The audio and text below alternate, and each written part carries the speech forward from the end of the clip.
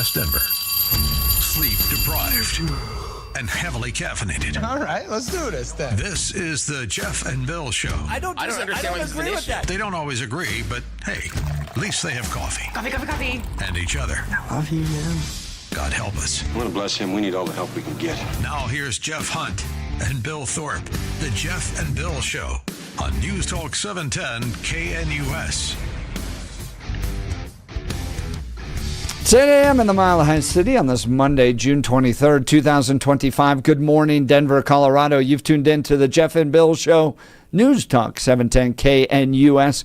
I'm your co-host, Jeff Hunt, along with Bill Thorpe, bringing you the freshest insights and the hottest takes from the right, left, and center. Coming up here in just a few minutes, John Decker traveling with the President of the United States, Donald Trump, to the NATO summit at The Hague. It's going to give us insight what's next after this weekend's airstrikes on Iran. We'd love to involve you in this conversation as well. Or if you'd like to join us for the previous hour conversation on home rule, George Teal, Douglas County Commissioner, making the argument that you socialists and communists are the funders of the no on home rule side. Is he right about that? Yeah, seems fair. Yeah, based on the information that we have, yeah. Give us a call. No Kings, one of the organizations registering in opposition to home rule, or are there legitimate arguments against home rule, not rooted in communism? Give us a call, 303-696-1971. Text us on the Dan Caplis Law text line at 720-819-5115. Now it's time for News and Comment with Mr. Blake Olson. Blake Olson. Blake Olson, News and Comment. Hey, good morning and happy Monday. 57 and partly cloudy in Denver. Expecting a high of 80 today. It's going to feel really chilly after those 100-degree temperatures we had over the weekend. The 710 5-day forecast coming up. Our top story. Tonight I can report to the world that the strikes were a spectacular military success. The UN's International Atomic Energy Agency says U.S. strikes on key Iranian nuclear sites likely caused significant damage, but it's so far impossible to know how much. The nuclear watchdog agency held an emergency meeting today after the strikes, which used massive bombs, of course, to target the underground facilities. 47 scheduled to meet with his national security team today. Iran's key nuclear enrichment facilities have been completely and totally obliterated. Iran, the bully of the Middle East, must now make peace. If they do not, future attacks will be far greater and a lot easier. And VP J.D. Vance on Sunday. What we did is we destroyed the Iranian nuclear program. I think we set that program back substantially, and we did it without endangering the lives of the American pilots. That's an incredible thing, and I think we all should be proud. Whatever our politics, we should be proud of what these guys accomplished. A very, very high-impact mission under a lot of pressure. The State Department has issued a worldwide caution security alert.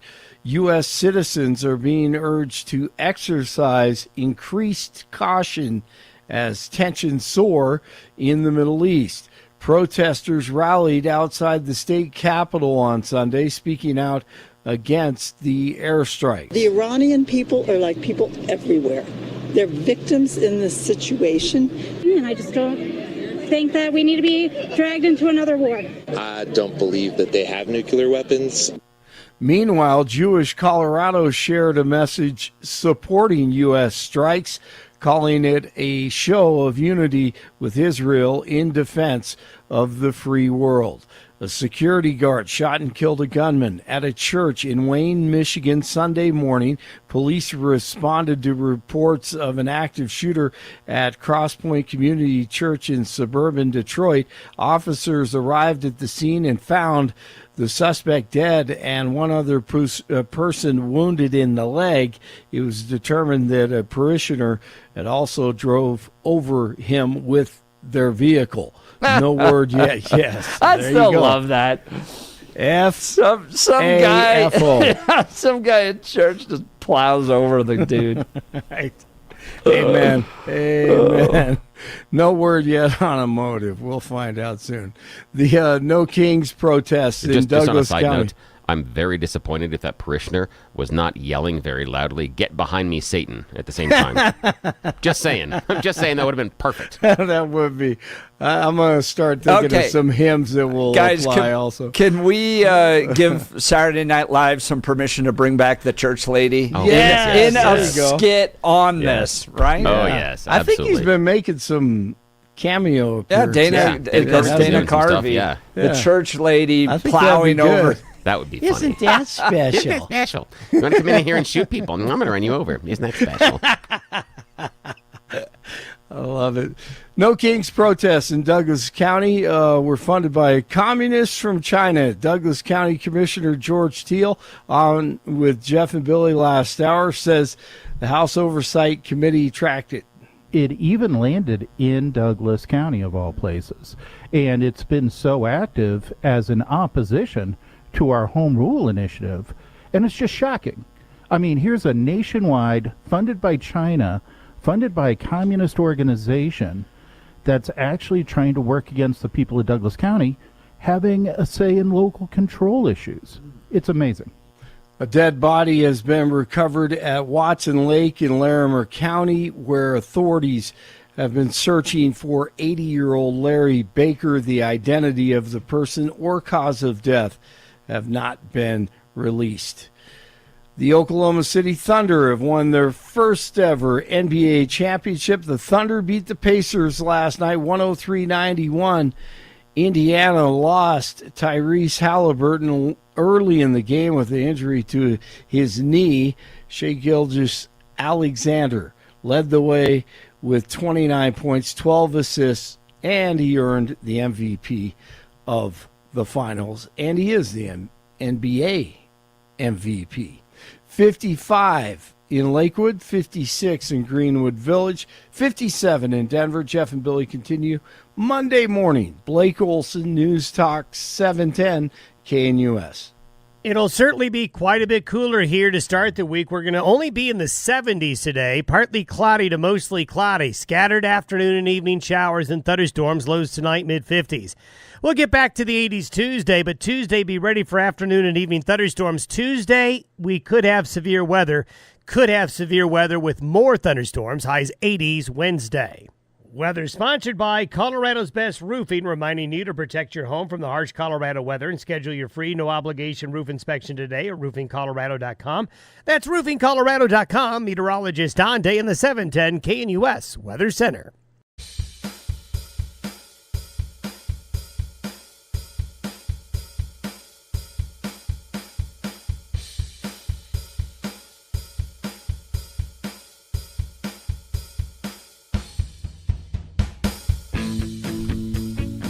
Bill, what do you think Iran does at this point? I mean, you have the Strait of Hormuz, and I'm seeing some traffic back up there. I mean, and I almost feel, Bill, like we were so far ahead of this thing because we even raised the question would we? Moments before the attack, or days or hours before the attack, and you and I received zero intelligence briefings. Yes. Many people say we have zero intelligence, especially me. Yes. And I just go, would anyone really miss Iran and its leadership right now if someone took it out? And you and I had that conversation. Lo and behold, like 6 hours later, Israel's like, now's the time. Jeff and Bill have given us the permission. Yeah. Let's see if anybody notices. So my question now is, what do you do? I think everything was held back out of fear that a direct military strike on Iran would result in Hezbollah, Hamas, Syria, Iraq responding against Israel. And we couldn't put Israel in that spot. So for 40 years, we just kind of danced around it. And lo and behold, October 7th takes place. October 8th, Israel starts going to work. And over the last year and a half has been picking these people apart. I mean, taking out not only the leadership, but severely weakening these operations in Gaza, in Lebanon. Syria's got a new leader over there. And so I think the U.S. went, all right, now's the time. Hit them. I mean, I was reading reports and watching the briefing on Sunday morning that Iran didn't even respond when the jets flew over. And it wasn't just the B-2 bombers. You had a full military operation go into Iran. Not a single bullet was fired at these guys. Yeah. Well, so what do you do if you're Iran at this point? You just, oh gosh. Yeah. I think here's my guess. The supreme leader ends up in Russia or China, probably Russia, similar to what happened with Syria, and slowly, my guess is slowly Iran begins to change. I don't think you'll have a big revolution with, some democracy dude elected like next week. I think it'll slowly start to shrug off this regime it's had for a long time. That's my guess. I am much more pessimistic. I see no reason or effective way for them to get out from underneath the current regime at all right now, because those people still have the power. While it is shaken, they have more power than those that don't have power in Iran. So unless we're talking about an insurgency or some sort of rebel group, and then, of course, we can look at what has happened in Syria and also what happened in Iraq, that's not necessarily the best idea, because you may not like the person that replaces who you think you hated in the first place. So I'm real questionable as to what this idea of change of an Iranian regime change is going to look like. And it's really weird that Donald Trump floated that idea. And I'll get to more of this in a sec, but I want to share this really interesting story with you that I ran across maybe a week ago or so from the Jerusalem Post.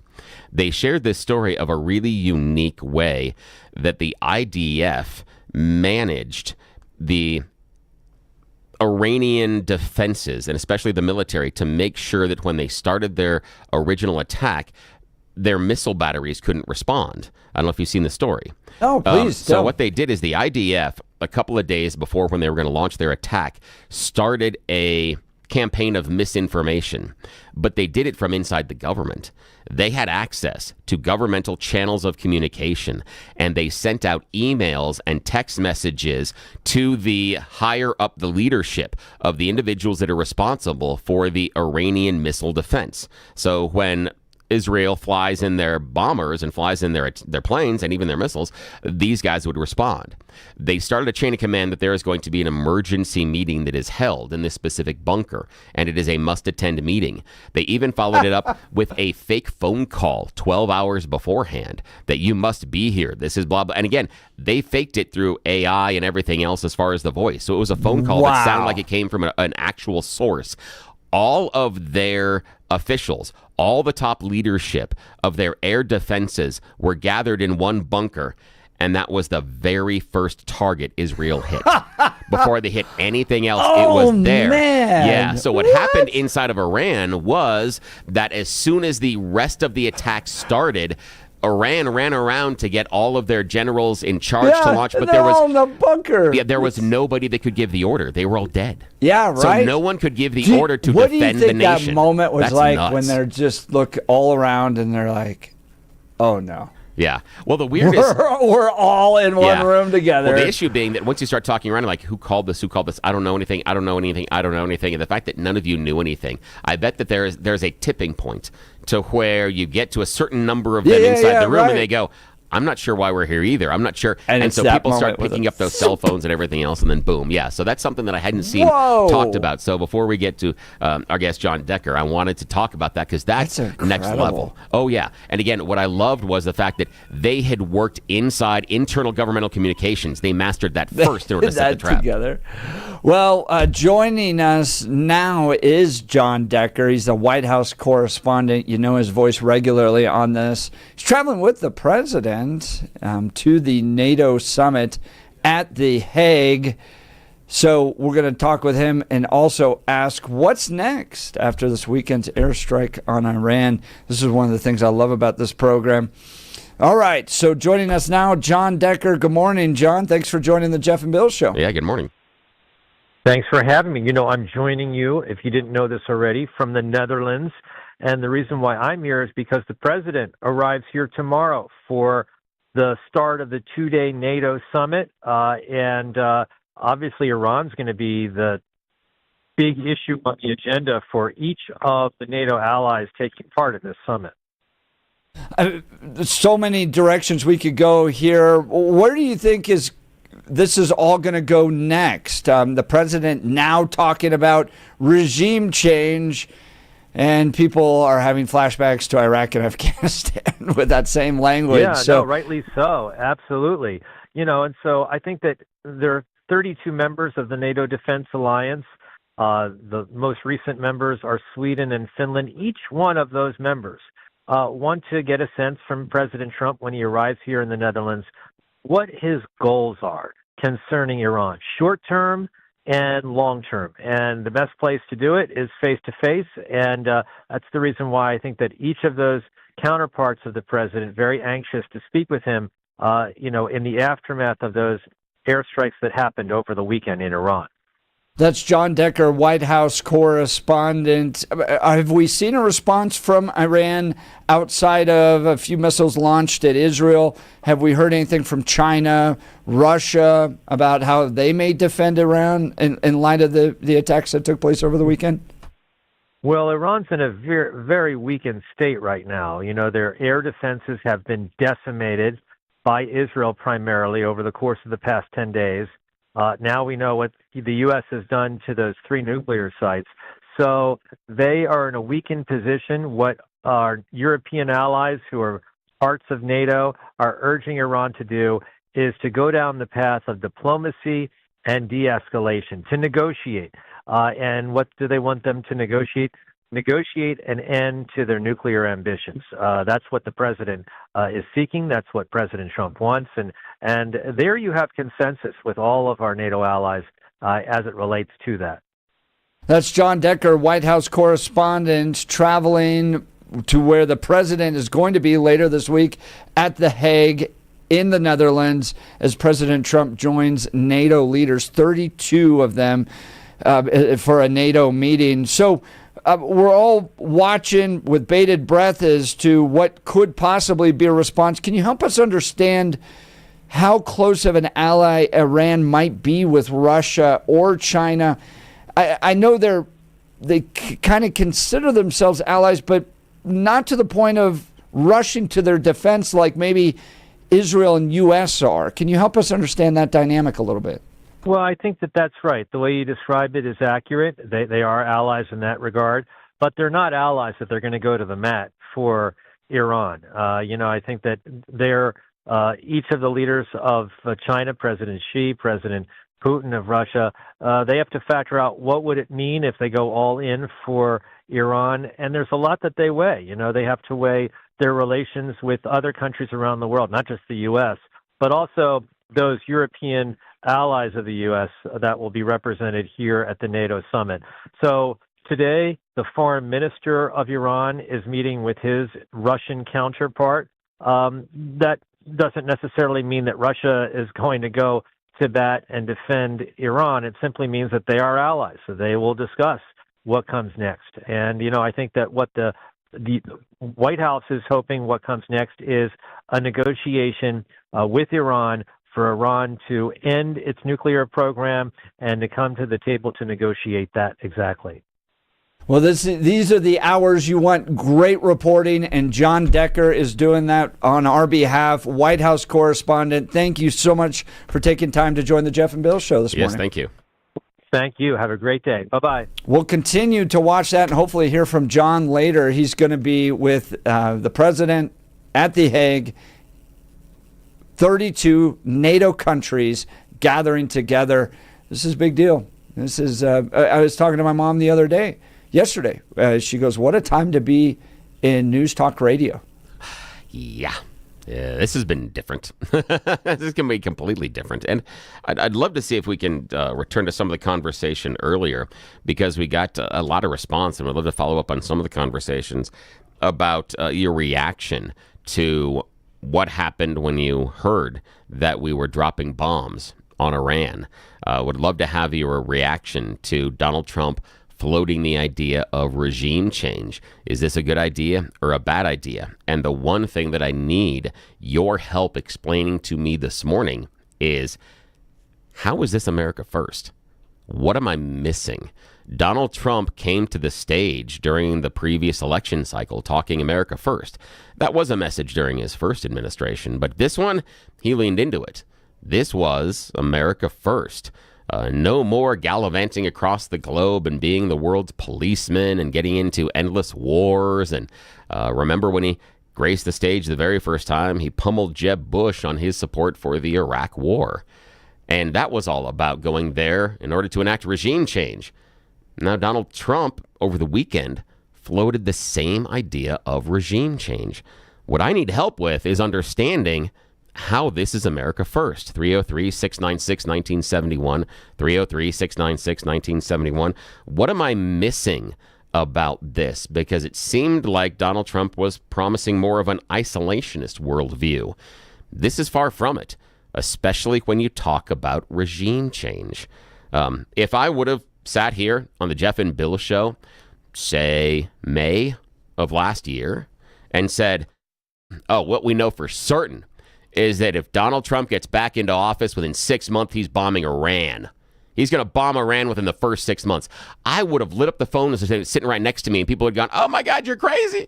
Look at your TDS is showing. You're nuts. Don't you understand what Donald Trump is telling us? He's telling us no more foreign wars. He's telling us that it's America first. You stupid so-and-so, Billy. How can you be this dumb to not listen to what Donald Trump says? How could you possibly tell us that within the first 6 months of a Trump administration, he would be bombing Iran? Now, I didn't say that back then, but here we are. A year ago, this would have been talked about as Donald Trump derangement syndrome. I think it's important in light of all this to remember it's been 40 plus years of dealing with an extreme administration controlling Iran, religious fanatics that want to bring Islam to the entire world. And the only reason we're at a point where we're striking Iran is because of the work of Israel over the last 16 months or so to pick apart what Iran had built over 40 years, which was Hezbollah, Hamas, Syria, and that radical Islamist movement that was the greatest sponsors of terrorism internationally. Israel has picked it apart brilliantly to the point where right now Iran has almost no capabilities. And so Donald Trump was able to take advantage of that, take out this nuclear weapon building operation. This was not about nuclear power in Iran. This was always about building a bomb. Donald Trump coming in, finishing it off. But what I don't want, and I don't think Donald Trump wants either, is long-term U.S. occupation in Iran with the hopes that somehow it's going to turn into a democracy. So I'm intrigued as to what's going to come next. Woo, phone lines are filling up. We'll get to those in just a second. All right, let's talk Mountain High Appliance, guys. Discover incredible savings at Mountain High Appliance's Clearance Center in Denver. Mountain High Appliance Clearance Center offers huge selections of ranges, refrigerators, washers, and dryers, and more. Save up to, guys, listen to this, 60% simply on open box, scratch, or dent display models. Overstocked appliances from Bosch, Thermador, KitchenAid, and many more, all at their clearance center. When you're looking for great deals on appliances, think Mountain High Appliance Clearance Center for the best prices and selection. Here's their address. You ready? 601 East 64th Avenue in Denver. 601 East 64th Avenue, Denver, Colorado. All right, Bill, let's go to phones. Should we do Joe in Denver? Yeah, Joe in Denver. All right, Joe, you're up first. You're on with Jeff and Bill. Good morning. Morning. Good morning. Hey, the best I have for America First and bombing Iran is the idea that America lost its exceptionalism, and we need to reaffirm our exceptionalism and reaffirm that we run the world. Now, what I want to know about that, Joe, is remember during Donald Trump's campaign, he talked about, and I heard a lot of this from MAGA, that we shouldn't be the nation's police force. What I'm hearing from you is we need to be the world. Sorry, we need to be that we're not the world's police force. What I'm hearing from you is that we need to be the world's police force. Is that what you're saying? I don't think we need to, but as far as the argument goes of what I think MAGA how MAGA justifies this attack and still gives his support is that they assume it's a one and done. America has established its dominance, and Donald Trump is, putting America first in not being bullied, not putting up with this anymore, not tolerating the delays and all that come in international affairs. He doesn't care that someone else is a sovereign nation. If he thinks it's something to do, he's going to do it. And in this case, as long as the unintended consequences don't result in a greater escalation, then he'll get away with it. And as much as I probably would not have done it in the end, if it calms down quickly, that is probably better for the world. Now, Joe, I appreciate that. I appreciate that explanation. What happens if we take that exact verbatim explanation and we take out Trump and we insert Putin? We take out U.S., we insert Russia, we take out Iran, and we insert Ukraine. Haven't you just made the argument for Russia to invade Ukraine and take the territory? You really have to look at the circumstances on each of those. Now, does Russia have justification? Was Ukraine an imminent threat? No, I don't think so. I don't think they could prove it. You could certainly prove that Iran has been lying about their nuclear program and ambitions for 30 years or more. But Russia said they were a threat. That's why they went in there. That was exactly the expressed issue. But wait, were there 40 years of funding terrorist attacks against Russia? No, but they were part of Russia. But again, the idea is the argument being that if it's about safety, security, and that we're worried about a danger. Again, it was, remember, we heard, Jeff and Joe, we heard here on the show about, oh my gosh, this is going to be a NATO country on the border of Russia. We can't have that. Russia absolutely has the ability to defend itself then. We're making the same argument that we are based on America first. We just need to change it to Russia first. It's the same basic argument. I think the facts on the ground are different. You have years and years and years, decades of Iran funding proxy wars through Hezbollah, the IEDs in Iraq, the IRGC, the Islamic Revolutionary Guard, and the Quds forces supplied the explosives in Iraq in the IEDs. So you've had decades of Iranians killing Americans. I think the reason Trump finally moved was because of what Israel's done to weaken it, so that the response is basically nothing at this point.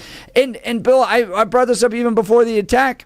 I don't think Russia, China, or many of the other Sunni or Shia Muslim countries really all care that much anymore about Iran and its regime.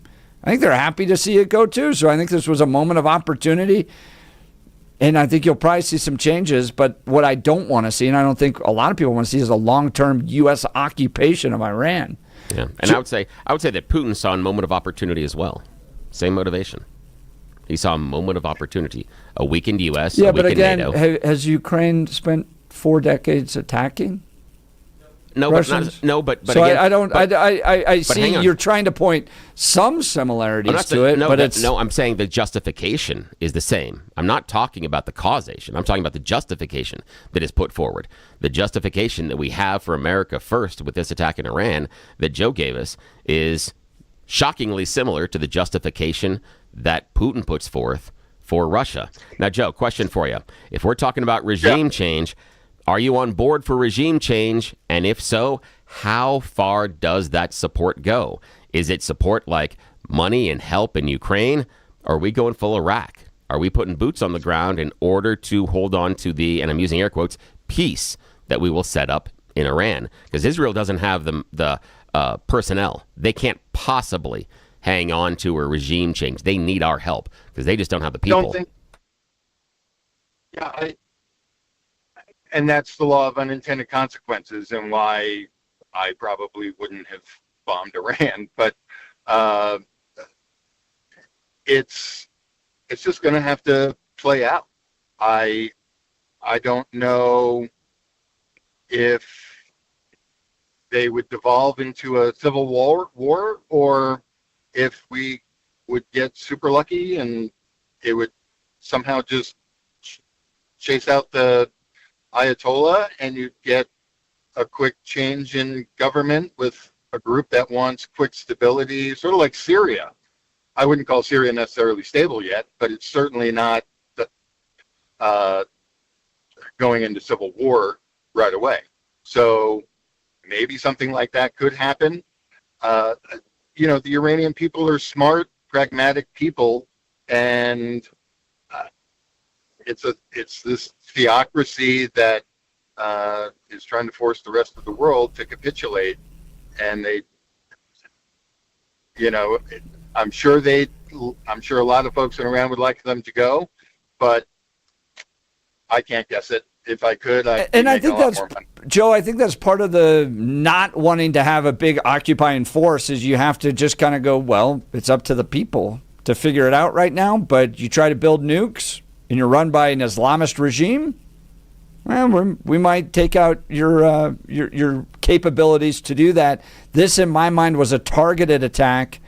I don't see that the Trump administration's moving to long-term occupation, controlling who the next leader is going to be, all that stuff. So we might just have to live in this kind of unknown to see what happens next. Joe, Denver, sure, appreciate it. Thanks. Bill asking the good question. It's getting everybody fired up.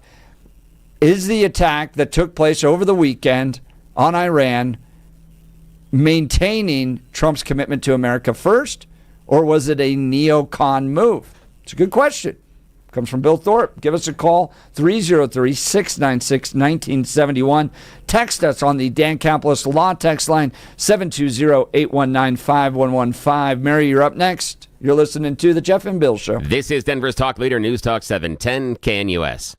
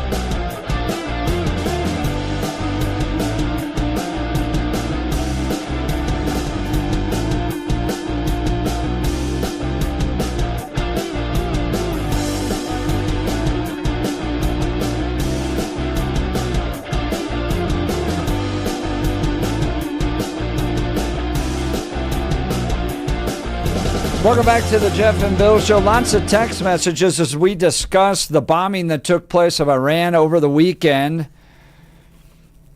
3627 saying, Bill, I love you, or I love that you're being the decanting opinion on the show. Hey, decanting opinion. Well, sure, dissenting because dissenting. Okay, here's the dissenting, thing. Decanting. Can we all? I thought they were making the argument that it's just like you just like float the smell out. Yeah. Here's the thing: is okay. Just on a total side note, can we agree that the digital virtual keyboards on our phones suck?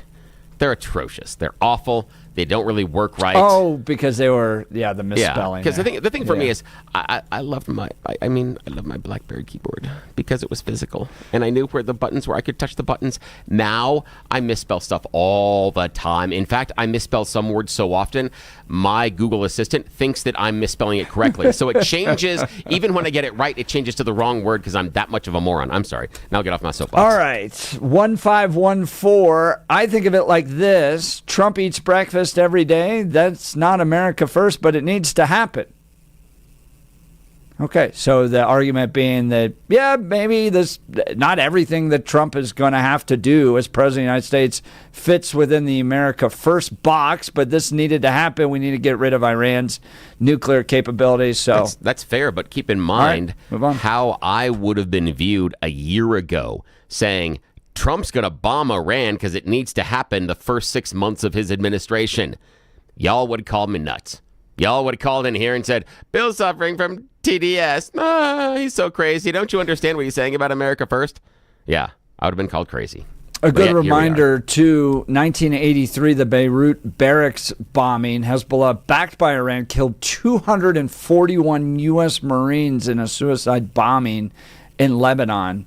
So we've been going back and forth with them for decades. Israel, in my mind, has weakened Iran to the point where there's not going to be much retribution. The other Middle Eastern countries are tired of dealing with the radical Islamists. Now's the time. Now's the time. That makes sense to me. America first. What I don't want to see and what I don't think Trump wants to do or the Americans want to see is long-term U.S. occupation, dealing with stupid IEDs for years and years on some desert that doesn't care about American values. So what's going to happen next?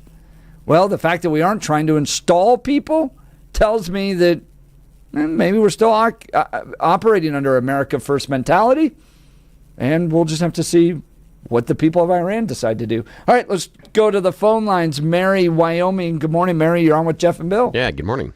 Oh, good morning. Just let me, whoops. Are you there? Yes, we are. We got you. Oh, good. Okay.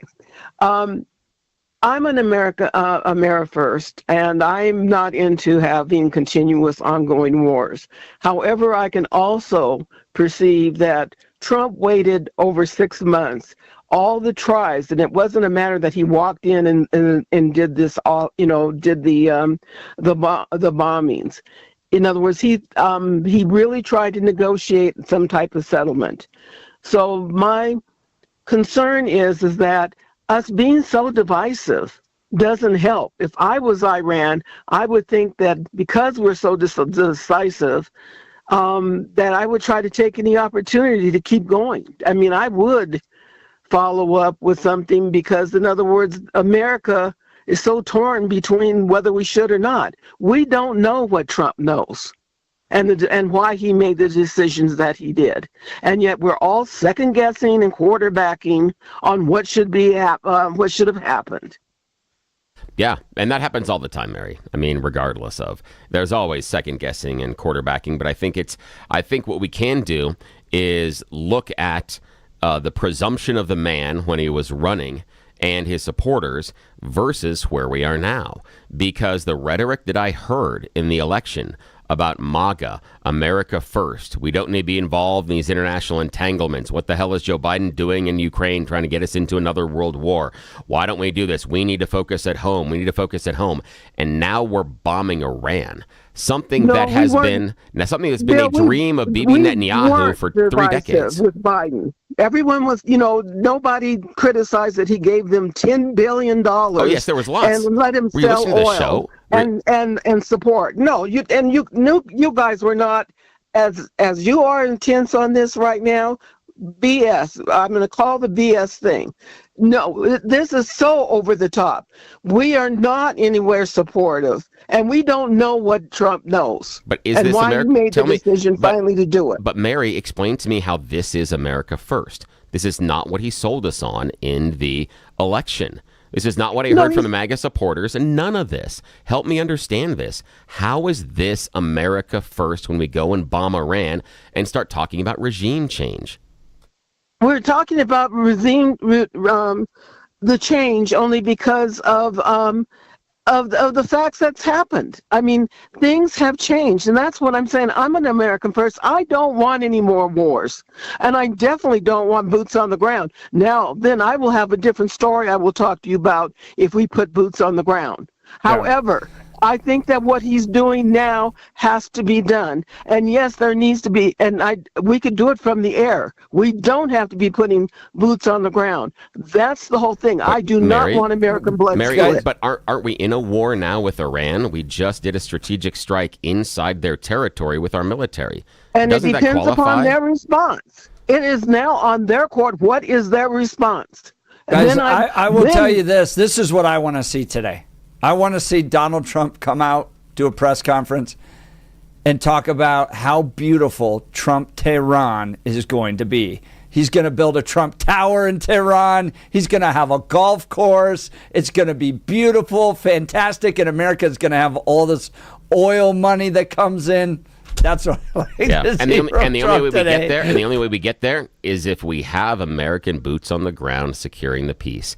Which again, we haven't talked about this. Who's securing the nuclear material? I'm curious about that one as well at this point, because that's out in the wild. And also, one of the things that Iran has done is they've closed the port of Hormuz. Yeah, Strait of Hormuz. Now it'll be interesting to see what's going to happen. You know what I mean? What are we going to do about that? Those are the kind of things that I'm concerned with now. And those are and I want to know. Now, Mary, question for you.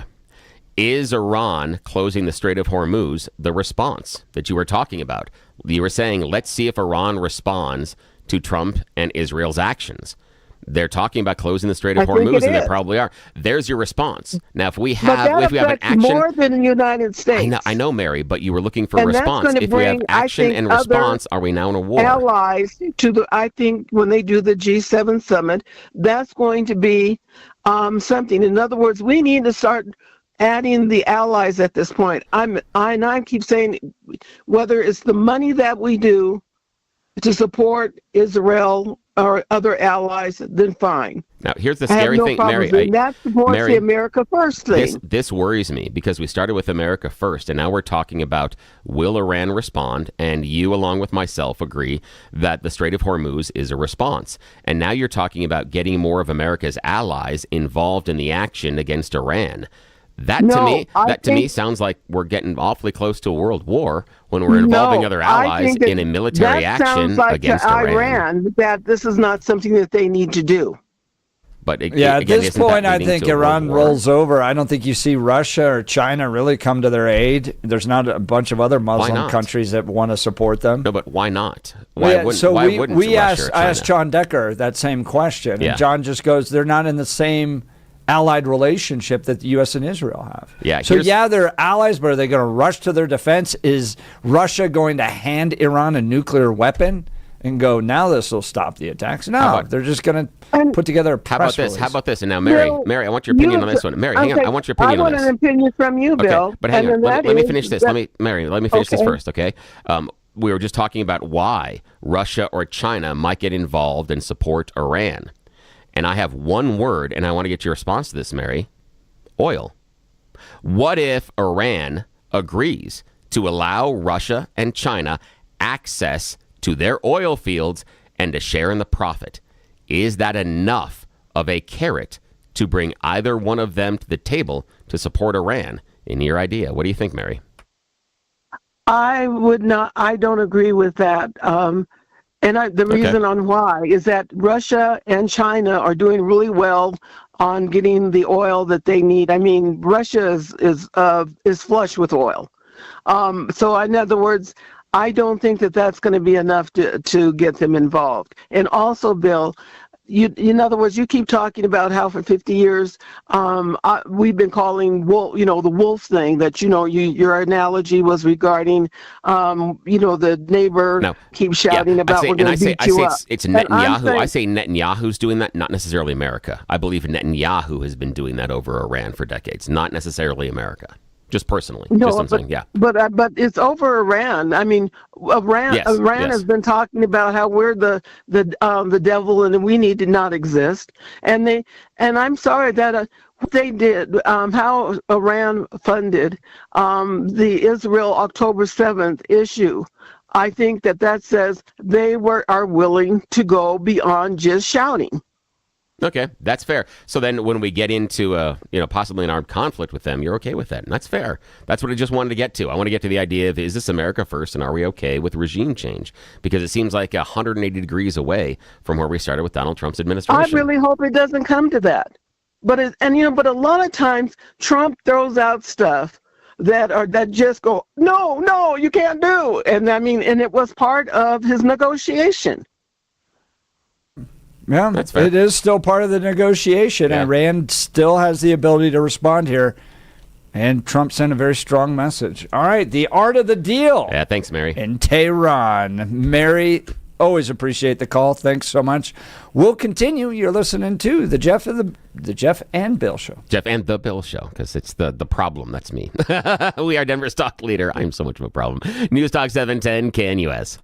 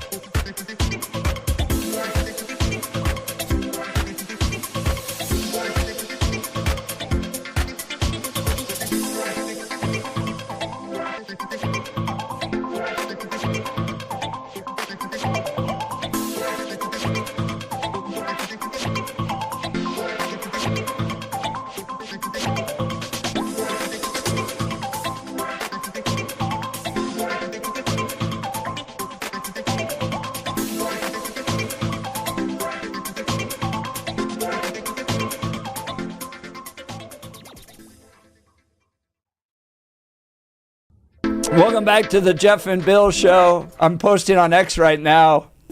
I asked ChatGPT to create Trump Tehran, a gleaming, golden, beautiful hotel. There's like mosques in the background, and then it's got a little girl in a hijab button at the bottom of it. Ah, jeez. Good job, though. Good job. Trump Tehran. Oh, it's going to be beautiful. All right, let's go back to the phone lines. Ken, Aurora. Good morning, Ken. You're on with Jeff and Bill. Morning. Hey, guys. You know, I think this thing in Iran, well, I've just got a couple of comments, but it's easily an hour conversation or topic. But, you know, we're at the end of a long line of missteps or mistakes with that country. Like, I think it was Obama gave them $10 billion. And they said, well, it's his money. And I'm thinking, wait a minute. Why would you embolden your enemy? Keep their assets. You know, that's part of just being smart or military doctrine.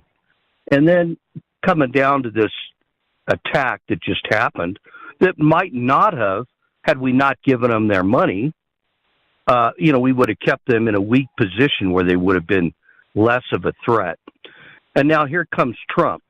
No matter what he did, it reminds me of a bully I used to work with.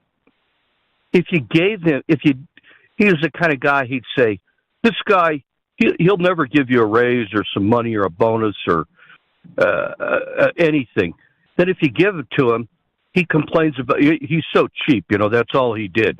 There's no winning with a regime like that because of the mistakes and mishaps that have already happened. Those have gone by the wayside. So now, what you going to do? If you didn't bomb them, they may very well have lit this place up. And now that you do bomb them, they're like, oh, you know, the ocean will be red with their blood. Yeah, and Ken, it would have just been years and years of continued negotiations like we've seen for the past 40 years. That's why I think you can make a good argument that this was America first. Ken, sure appreciate it. We'll continue the conversation the next hour. You're listening to The Jeff and Bill Show. This is 710 KNUS.